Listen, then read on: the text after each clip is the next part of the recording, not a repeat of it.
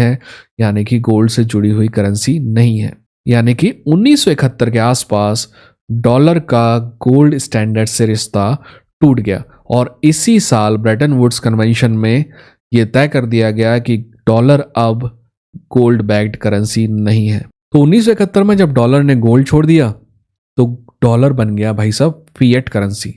Fiat यानी एक ऐसी मुद्रा जो किसी असली संपत्ति से जुड़ी नहीं होती है, जो सिर्फ सरकार की अथॉरिटी पे चलती है, जैसा कि मैंने वीडियो की शुरुआत पे कहा था। आपको समझना होगा कि सेकेंड वर्ल्ड वॉर को बीते 26 साल हो चुके थे।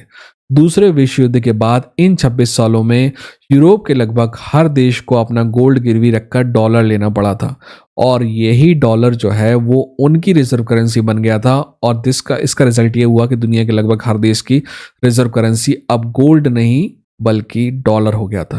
तो डॉलर लोग चाहते या ना चाहते दुनिया की रिजर्व करेंसी बन गया था। पर बात यही खत्म नहीं हुई।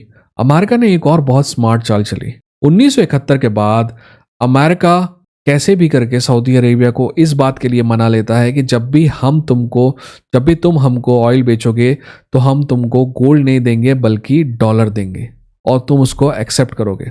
बात अगर यहीं रुक जाती तो भी बहुत थी, पर अमेरिका ने सऊदी अरेबिया और दूसरे मिडिल ईस्ट के देशों पर यह भी दबाव डाला कि वो हमसे ही नहीं दुनिया में किसी और से भी ऑयल लेंगे तो उनको मजबूर करें कि वो डॉलर में ही ऑयल देंगे।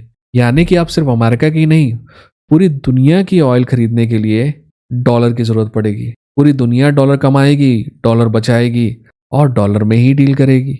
गोल्ड तो गया और डॉलर आ गया। एक प्रकार से कहा जाए तो डॉलर ही नया गोल्ड बन चुका था।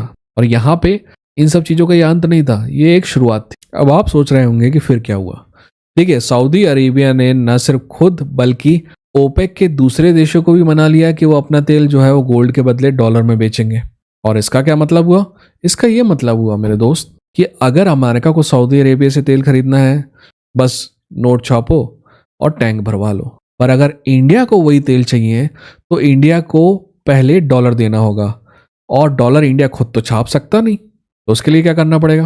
ध्यान से सुनिए। इंडिया को डॉलर कहाँ से मिलेगा?